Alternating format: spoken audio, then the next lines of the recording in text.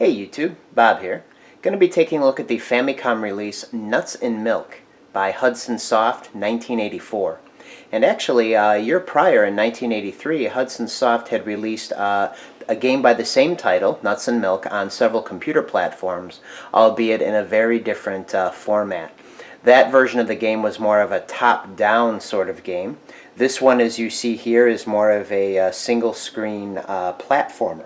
Very reminiscent of a lot of the early first-party games that Nintendo was putting out at the time, most notably Donkey Kong Jr. You see a lot of similar graphical cues, such as the sprites. Additionally, the music is very similar, and even to a degree, the play control is similar. As you see here on this little demo screen, we got top scores at the top. We have some player stats in parentheses, the same parentheses you see in Donkey Kong Jr. And overall, you can see that this game has taken a lot from those. Additionally, there are A and B versions of the game. As you see here, got a one-player and a two-player game, as well as a game editor. So we're going to take a look at some of these options here. I'm going to start with one-player game A. And from what I understand, Game A is different from Game B, only in that it's a little bit more difficult. So I'm controlling the main character here. He's just a blob, but he is the milk character in this game. And this little other blob, the green one, who seems to be pursuing me, his name is Nuts, and he is the antagonist of the game. What he is trying to do is stop you from getting to the top of the screen, at least in this stage, to that little house up there where your girlfriend is. And your girlfriend, well, her name is Yogurt. So Milk is trying to get to Yogurt, and he's trying to go off on a date with her, and Nuts is trying to stop it at whatever cost. So you can see the AI here. No matter what direction I go, Nuts starts to follow me. As far as the play control goes, it's similar to Donkey Kong and Donkey Kong Jr. You can move left and right. You can also jump. But one thing I'll say about the jumping is it's quite a bit easier. It doesn't seem as stiff. And I always thought that the jumping in Donkey Kong and Donkey Kong Jr. seemed almost a little bit delayed. But this is very fluid jumping, very reminiscent almost to, as I jump in a pit there, to Super Mario Brothers. I mean, the play control isn't that good, but I prefer this play control to Donkey Kong and Donkey Kong Jr. So, enough pacing back and forth. We're going to get to some of the gameplay here. You can jump on these little what appear to be logs, and like Donkey Kong Jr., the vines in that game, you can move up and down and left and right. You can even jump on them if they're low enough, and you can grab on and use them to move around. Now you can see I just fell from a distance. Unlike Donkey Kong Jr., if you fall from a distance in this game, you don't die. Instead, you get stunned like I did there, and I'm going to stay stunned until I jump. And there is a bit, I think it's like a second and a half of delay before you can actually jump and get Milk to get up. But that does, of course, give Nuts a chance to get him. So you want to make sure that you jump Milk back alive as soon as possible if he takes a long fall. So now that I've collected all the fruit, which is one of the main goals here, the door to Yogurt's house is opened up, and I can go rescue her, saying help there. So I'm going to jump the pipe to the brick and get to rescue Milk. And then we move on to stage 2.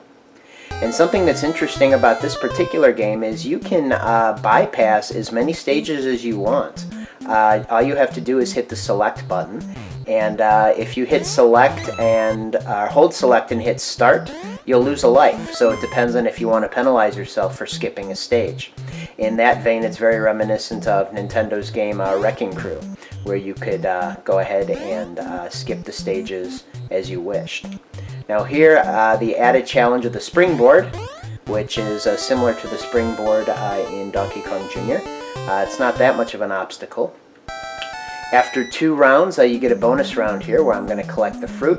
However, it is timed, so you want to do it as quickly as possible. And there's also a fireball. Again, I just mentioned Wrecking Crew. That's very reminiscent to Wrecking Crew. And like those early Nintendo games, if you pass through one side of the screen, you'll automatically pop up on the opposite side of the screen, which is interesting. So that is the first couple stages here on Game A, one player that is. Let's take a look at one player B and see what's different. We'll do a reset, one player Game B.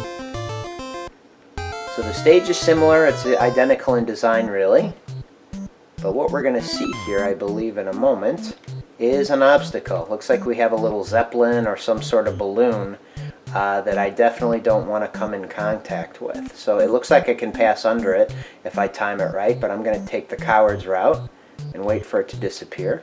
I can jump over nuts there, whoops, and then conveniently fall right into the water below. So the jumping over of enemies and obstacles, I think, can be done with a lot more precision in this game than in Donkey Kong Jr. I think the play control is quite a bit better. But everything you can see here, from the bricks, they're very reminiscent to Super Mario Brothers, even though Super Mario Brothers hadn't yet been released, I don't believe. But we have pipes, also like in Super Mario Brothers. Maybe these pipes were kind of a throwback to the Mario Brothers arcade game. But all the graphical cues, the black background, the player stats up at the top, and even the title screen, they look very similar to many, if not all, of the first-party Nintendo games that had been released prior. And I wouldn't be surprised if Hudson Soft used the very same game engine that Nintendo was using to make those games. So let's see. He's going to fall, and then he's going to respawn in the middle here. And how's he going to pursue me? Go back over him. The top here. So you can see the B game, whatever obstacle they choose, adds a little bit more of an element of challenge to the game. Because in addition to dodging nuts here, I also have to kind of avoid that obstacle. So that's Game B. Play the bonus round real quick. If I can do it again. Are they going to have... Yeah, they have the obstacle in the bonus round as well. You'll have to excuse my dog Toby, he's making his bed. Oh, and right down the pit. I had a feeling that was going to happen. I should have stopped walking before I jumped and then just did a vertical jump. So this is stage 3. This is where we stopped before, and this is where we'll stop again. I'll reset it. And we'll take a look at the 2-player option. I have my friend here playing with me, and at least we'll take a look at Game A.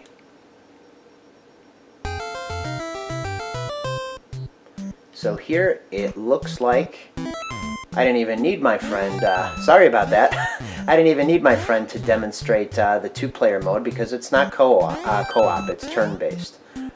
Just like Super Mario Brothers eventually would be. And in my opinion, that's a little bit of a disappointment because 2-player co-op is certainly a lot more fun than 2-player alternating. But oh well, I'm going to die here and give my friend a chance to take it over. Here you go.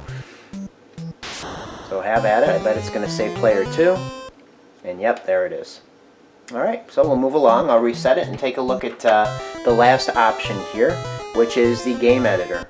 And this is a rather sparse game editor. You're limited to only the first stage, but you can see I'm moving my cursor around here. And if I push select, I can scroll through all of this. Well, I guess that's just about as many sprites as there are. I can scroll through the limited option of sprites and use the A button to place them. And of course it looks like due to the perhaps the technical limitations of the Nintendo Entertainment System or Famicom, it is limiting me to only 2 of the nuts characters. So I'll change to a springboard. Let's see, where was the springboard? Keep passing it up. There we go. Place it with A. It's not letting me. It will, however, let me place it in the gap there. Can I place another one here? Yes. How about another one here? Yeah, I can place... Seems as though they're disappearing. Yeah, so I am limited to, it looks like, 2 springboards right there. So I'll change to... Can I have another one of me? No, it will not let me put another one of milk down. Now this, I'm not sure what this is. It must just be nothing. Pipe. I put a pipe there. Yep. I wonder if pipes are going to start from elsewhere are going to start to disappear. Now I guess since pipes don't require any animation, you can put down as many pipes as you want. Bricks, I'm assuming, would be the same thing. Not really going to cause any strain on the processor with moving sprites, so you can do as many bricks as you want. And bridge pieces or logs, yeah, same thing. I can do as many of those as I want. And this looks like fruit. Ah, it's going to limit me on the fruit. Doesn't want me to have too much of a high score, apparently. Because you do need to collect all the fruit before the door on Yogurt's house will open up. Banana? Just one banana. Which is a rather pukey colored banana. It looks almost gray. And then we're back to the springboard. So that's the game editor. It's kind of a nice feature, but it's rather limited in the limited amount of the sprites that you can put on the screen. And then, of course, you can only use the first stage to use the editor. So that's Nuts and Milk, a fun little single-screen platformer game in the vein of Donkey Kong Jr. And I enjoyed this game, if I'm being honest, just a little bit more than Donkey Kong Jr. because the play control is a little bit less stiff, and your character Milk doesn't die if you fall from too high up, which I think is kind of a nice play mechanic there. He just sits there on the ground stunned for a second until you jump, and hopefully it's in enough time before Nuts comes by to take a life. So this game is a nice one to have in your collection, if not only for the funny title, Nuts and Milk. I don't understand why the protagonist's name is Milk, the antagonist Nuts, and then of course the damsel in distress is Yogurt, but hey, it's a fun little game. Also for maybe the historical significance of being the first third-party game on the Famicom by Hudson Soft. So I hope you enjoyed the little Let's Play, and until next time you guys, see you then.